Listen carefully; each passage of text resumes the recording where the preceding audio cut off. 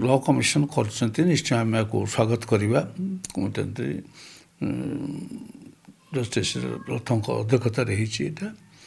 किंतु law commission function गुड़िक रहा उचित लोक मान पाखे लोक जानवा दरकार कौन कौन सब हम एवं से फंक्शन जहाँ सब करार थी से अनुसार लॉ कमिशन टी कार्य कि ना सेटा देखिबार अच्छे लॉ कमिशन रो मुख्य कथाटी रही तार रेफरेन्स जो टर्म्स ऑफ रेफरेन्स से थाए जे जो आईन गुड़िक बहु वर्ष धरिक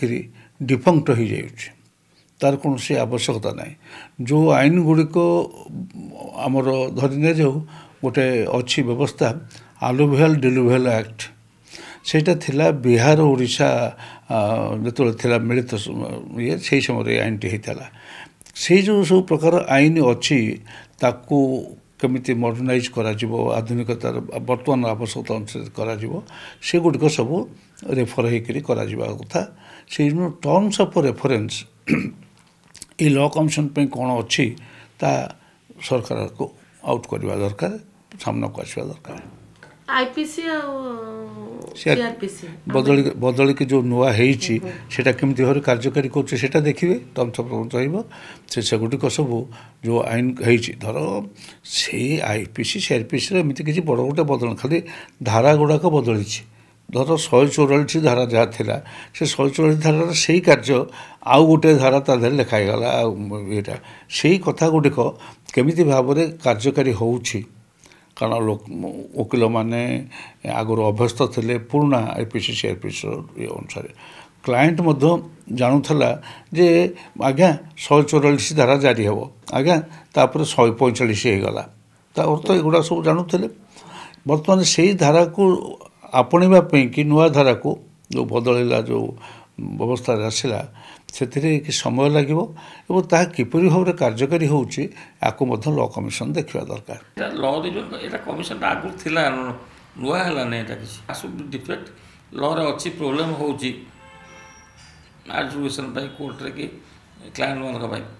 कौन एट बेस्ट आप कहल एग्जाम्पल कहल आप